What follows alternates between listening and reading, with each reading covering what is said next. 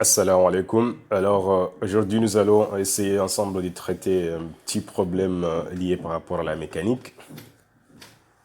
Donc, je vous laisse lire un petit peu l'énoncé. On va se retrouver, comme d'habitude, dans quelques secondes pour la résolution.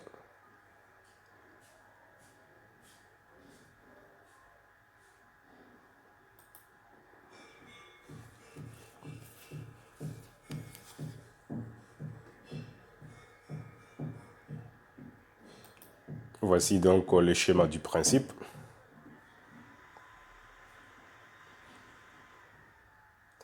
Alors, maintenant, on passe à la résolution. Première question demandée. Trouver en fonction de alpha, A, G et G, l'expression du coefficient de frottement, qui est ici des tangentes des phi. Alors, on prend le chemin. Donc déjà, comme le skieur est soumis donc à la force à la force de frottement, l'action Rn, donc due par rapport à la piste, et son poids P, le poids du skieur. Maintenant, on va établir les données. Déjà, vous faites les bilans des forces. Déjà, c'est pas un problème. Alors, on va utiliser donc appliquer le théorème des centres d'inertie, c'est-à-dire la somme des forces appliquées est égale à la masse fois le vecteur axe d'accélération. Nous avons les trois forces qui sont appliquées ici. P, F qui est la force de frottement, Rn, la réaction normale. Alors, est égal à la masse fois le vecteur d'accélération. Alors, on va projeter, on va prendre ces deux axes-là, axe x' et y'.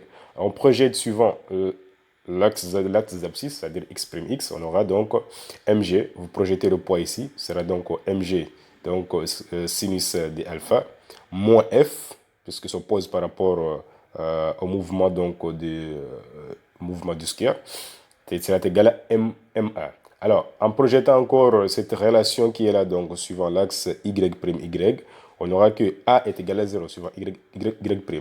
On est d'accord. Puisque la vitesse ici, elle est portée par l'axe des abscisses. On aura Rn moins mg cosinus alpha. Rn, donc, mais à même sens que y. Donc, moins mg cosinus alpha. Vous projetez le poids P suivant l'axe des ordonnées, vous aurez moins mg cosinus de alpha est égal à 0. Alors, vous pouvez tirer Rn est égal à mg cosinus de alpha. Alors, sachant que tangente d'alpha, qui est le coefficient de frottement, est égal à la réaction normale, la réaction tangentielle, c'est-à-dire RT sur Rn, c'est-à-dire la norme de la réaction tangentielle sur la norme de la réaction normale, ce que vous voyez là. Alors, RT étant égal à la force de frottement, Rn, c'est Rn. Et là, vous pouvez maintenant donc tirer la valeur donc de la force F qui est là. C'est-à-dire la force de frottement égale à combien? Égale à Rn, tangente des phi. Alors, Rn est égal à mg cosinus d'alpha. Alors, vous aurez que mg cosinus alpha, tangente de phi, ce qui représente la force de frottement. Alors, on peut revenir ici dans la relation numéro 1 et vous remplacer f par son expression. Alors, vous aurez mg sinus alpha qui est là, moins f représente cette expression qui est là, est égal à ma. Et là, de ce fait, vous pouvez tirer la valeur de tangente alpha qui représente le coefficient de frottement. Et voilà son expression. C'est égal à tangente d'alpha moins A, qui est l'accélération du skieur, sur G cosinus d'alpha. C'est bon. Alors, question suivante. Calculer la valeur d'accélération A. Maintenant, donc, on nous a dit donc que la vitesse du skieur au point B étant égale à combien? À 20 mètres par seconde.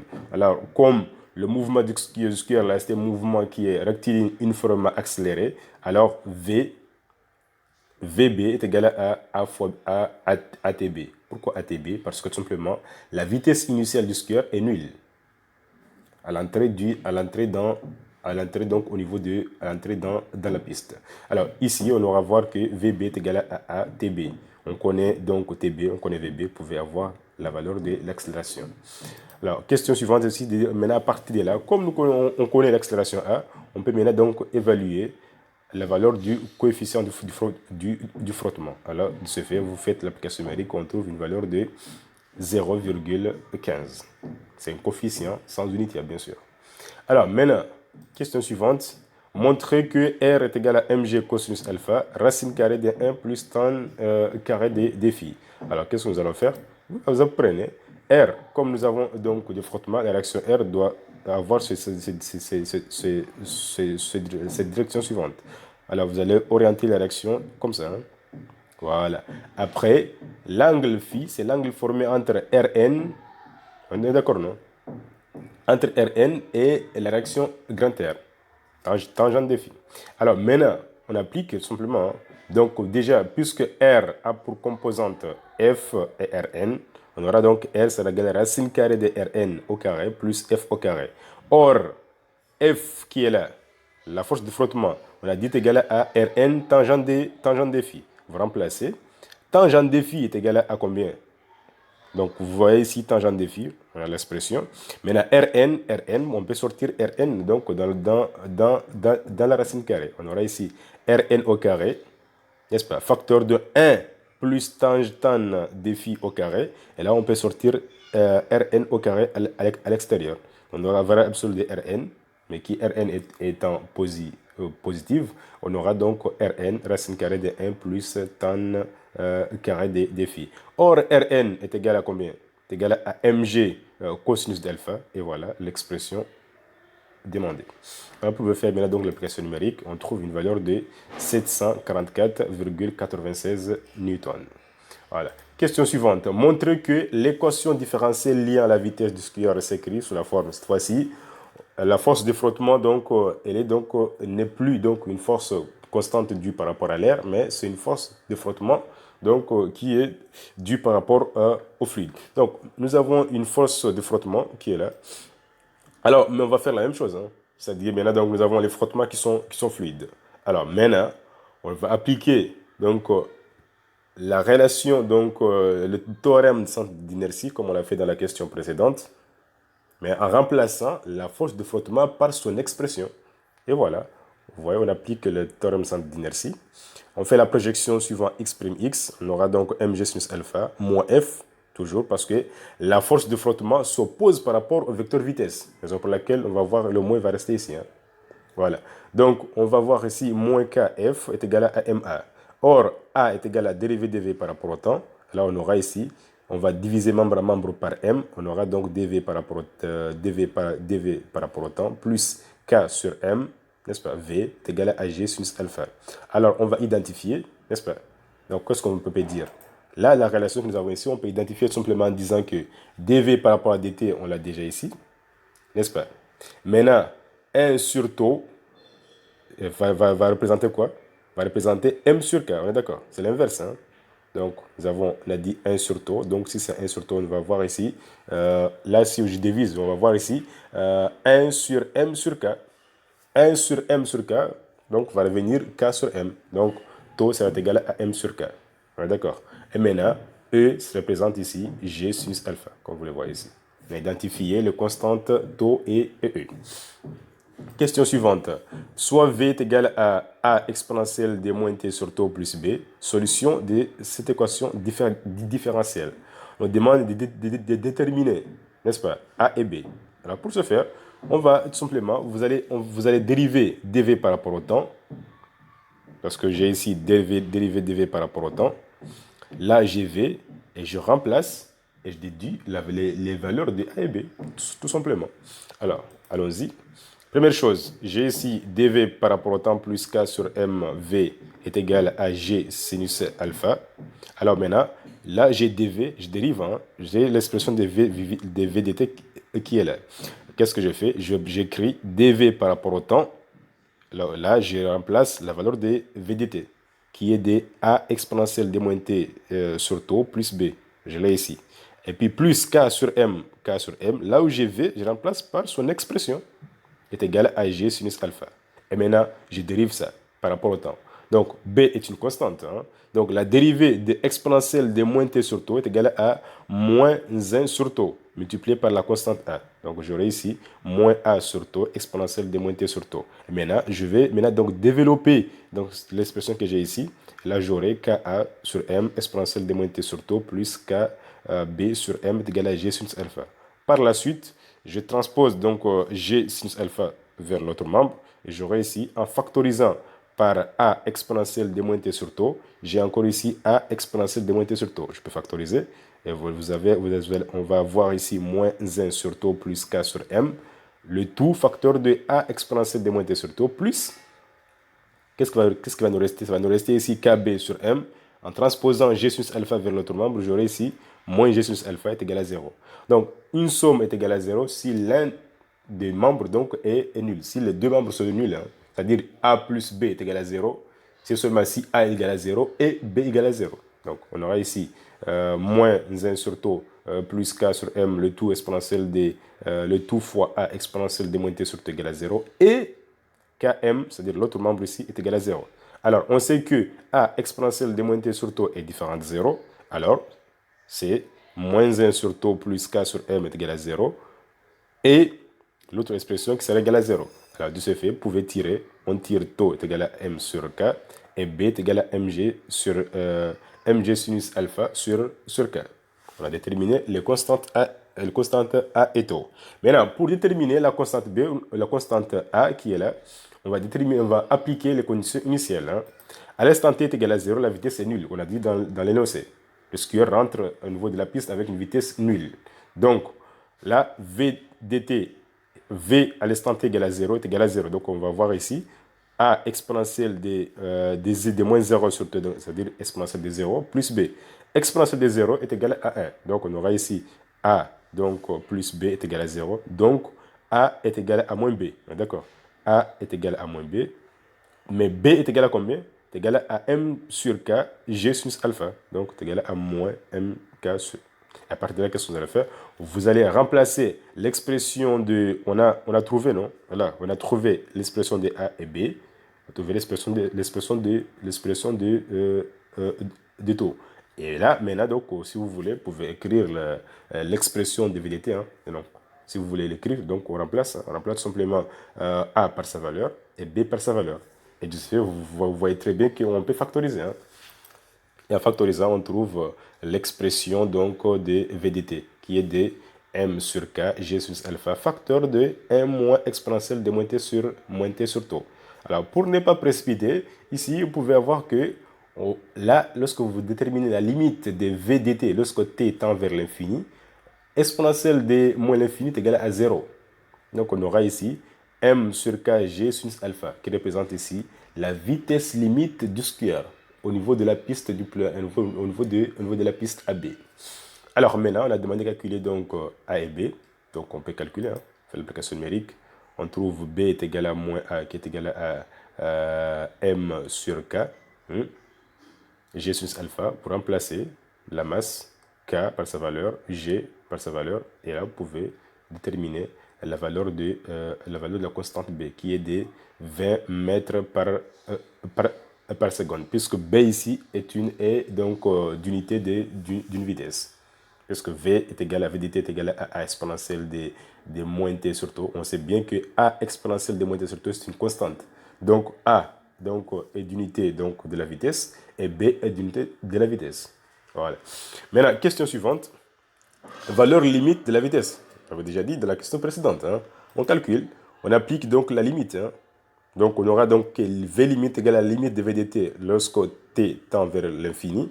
On aura donc, à remplacer ainsi, hein, T par plus l'infini, on aura exponentielle de mon infini est égal à 0. Donc, on aura que la vitesse limite sera égale à M sur Kg sinus alpha. On trouve bien est égal à 20 mètres par seconde. La vitesse qu'on nous a donnée au point B. On est d'accord? Voilà.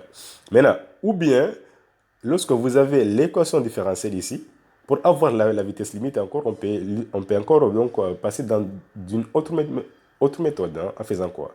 En disant simplement que lorsque le skieur atteint sa vitesse limite, alors la dérivée de V par rapport au temps doit être égale à 0. Alors qu'est-ce qu'on aura? Ça va nous rester K sur M, V limite est égal à G sinus alpha. Et là, vous pouvez tirer V limite ici. V limite sera égal, comme dV par rapport au temps égale à 0, on aura K sur M, V limite égale à G sinus alpha. Alors V limite sera égal à MG sinus alpha sur K, tel que vous voyez l'expression ici. C'est pareil. Alors maintenant, c'est demande de tracer l'allure. Alors pour l'allure, là, vous voyez, c'est une forme exponentielle. Hein. La vitesse augmente au cours du temps.